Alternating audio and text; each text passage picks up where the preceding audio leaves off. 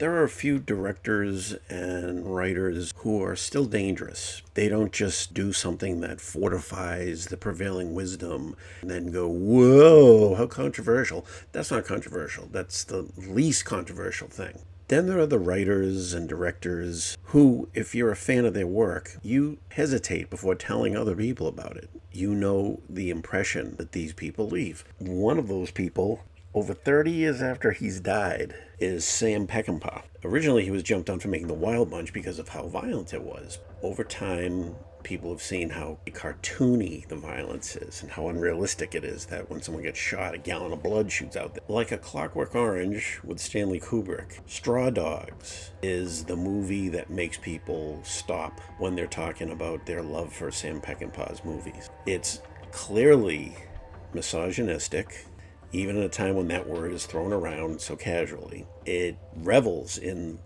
unleashing violence. And yet, isn't it great to have things like that?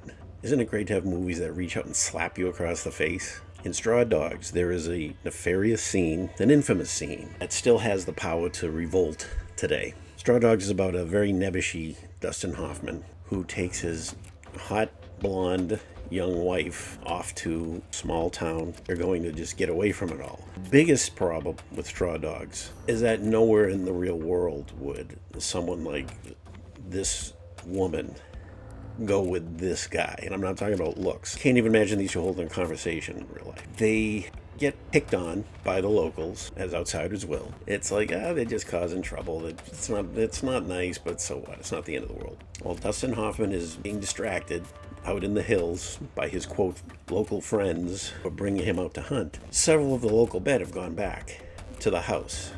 There's been a lot of debate about this because you're brought to the position where are you going to decide that she enjoyed it because she smiled at this point or she didn't fight hard enough? Are you going to consider that she very well could be faking enjoying it so she could survive because she knows more about what these types of men are like than Hoffman does? I can't give you those answers, and that's why this movie is still a hot potato today, because no one can nail it down. They can't say, this is definitely it.